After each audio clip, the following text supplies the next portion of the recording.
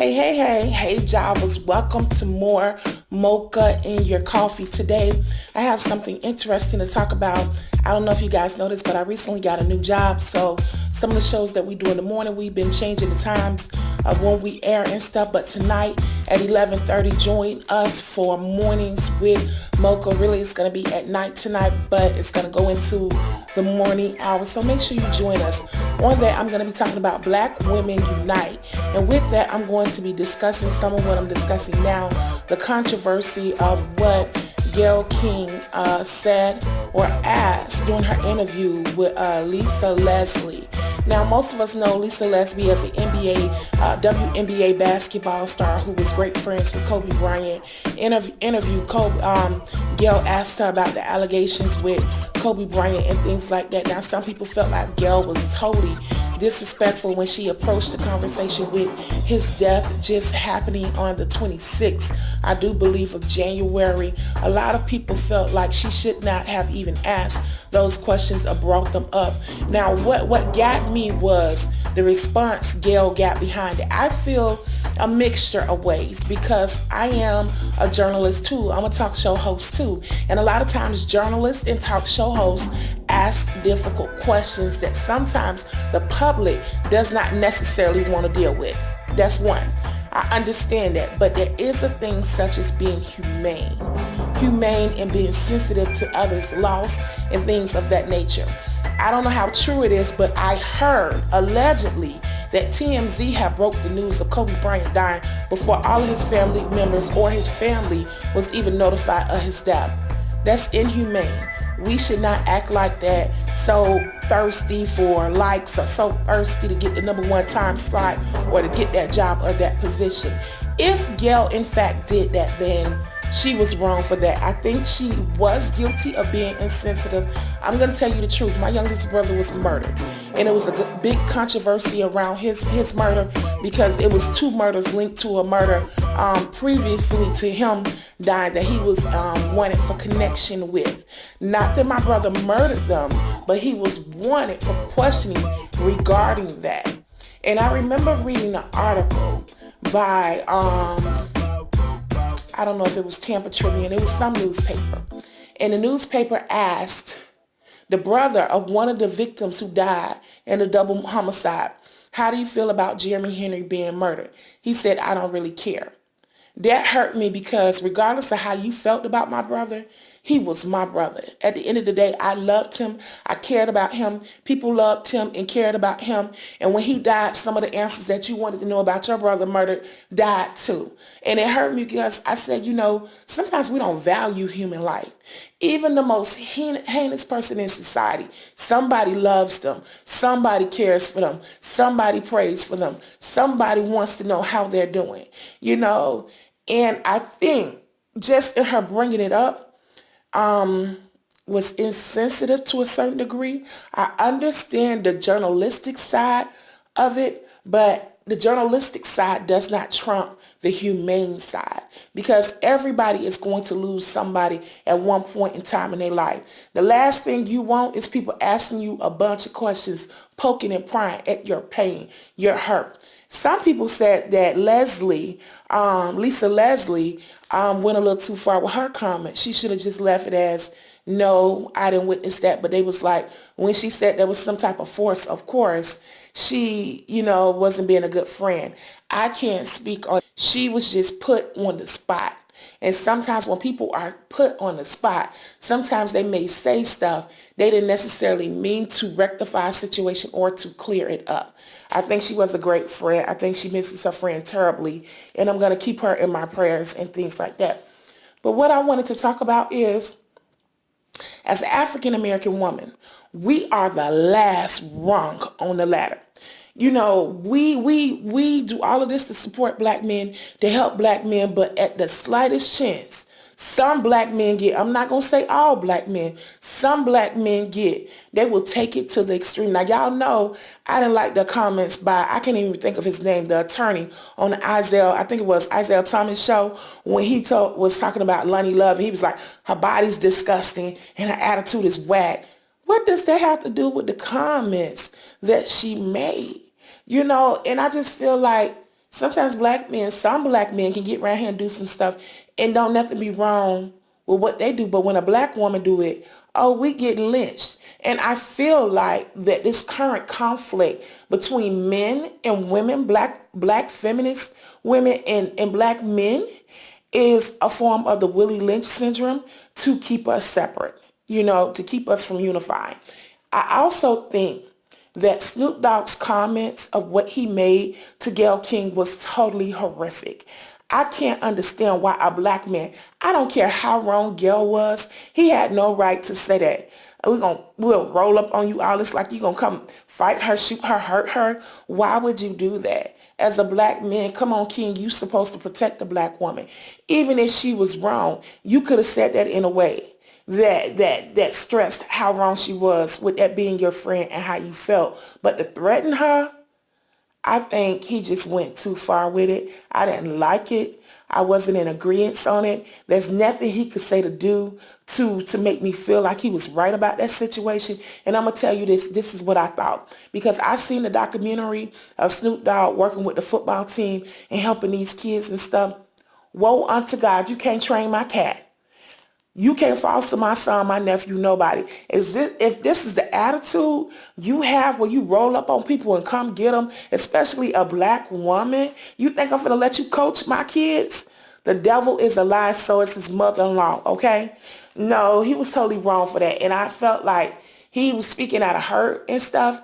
And a lot of people wanted to know what was the point of the interview. Like, why did you have to do that? I like 50 Cent's approach more, but I'm going to tell you something about 50 Cent that a lot of people don't know, or Mr. Curtis Jackson. This brother is well read. He is smart. Now, I'm going to even go past smart. He is intelligent. You is kind. You is smart. You is important. Okay? Curtis Jackson is a wonderful businessman.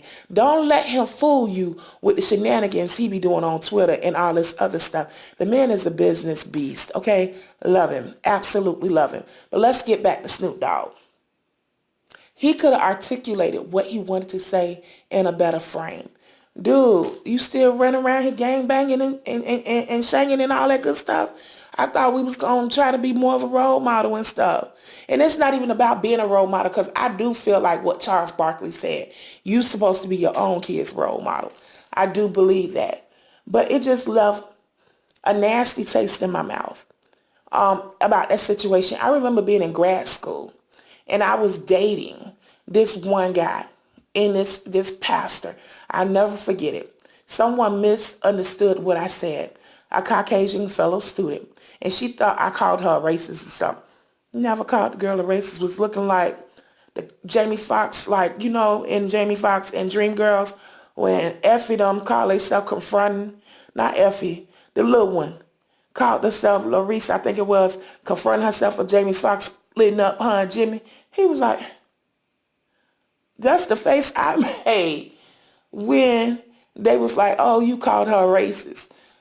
This pastor talked to me in such a degrading tone and attitude. My boyfriend sat there and did not say nothing, not one word. Baby, I chewed him out. I said, don't you never let no man, especially a white man, talk to me like that and you don't say nothing. Why didn't you say nothing? And he was like, I really didn't want to make it hard for you to go to school. You in grad school. You're not just going to any type of grad school. You're going to a prestigious seminary grad school. I didn't want to make it hard for you. And to a certain extent, I understood where he was coming from, but to a certain extent, I didn't. Because your role as a man is to protect the woman, to provide for the woman, to be the priest of your home, the prophet, the prayer warrior. I didn't have the 5 P's in that concept.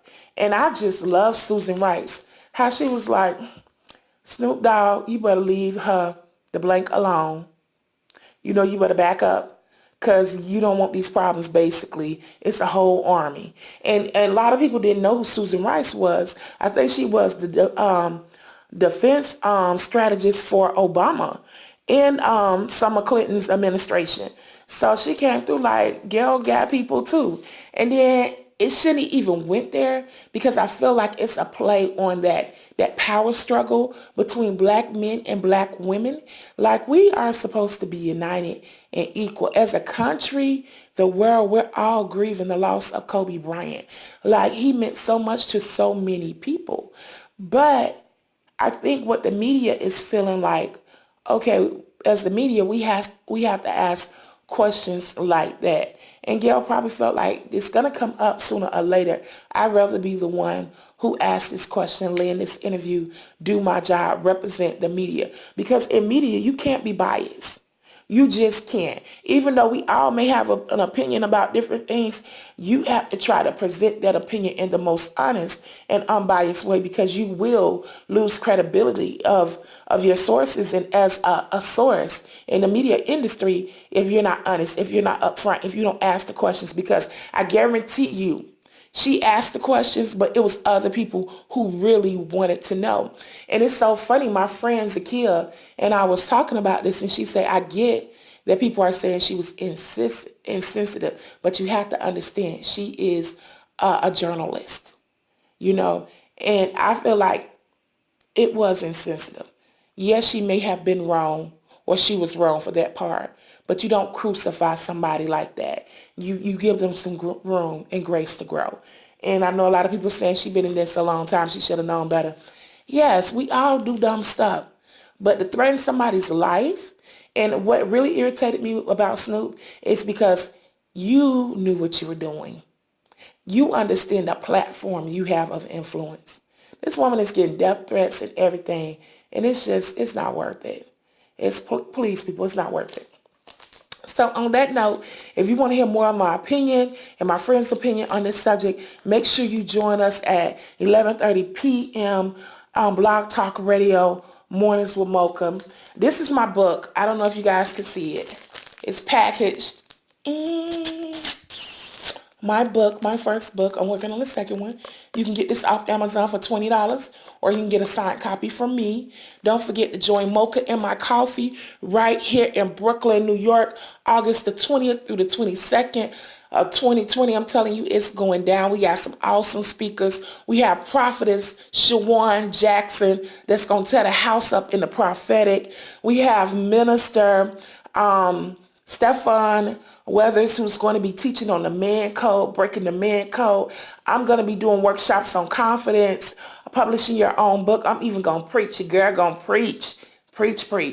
Then we have Jessica Boncham, who's going to be talking about married later in life. We have breaking the cycle of poverty, financial education classes, how to erase student loan debt. We have so many good classes planned to help you be more of a holistic individual. Somebody say August the 20th.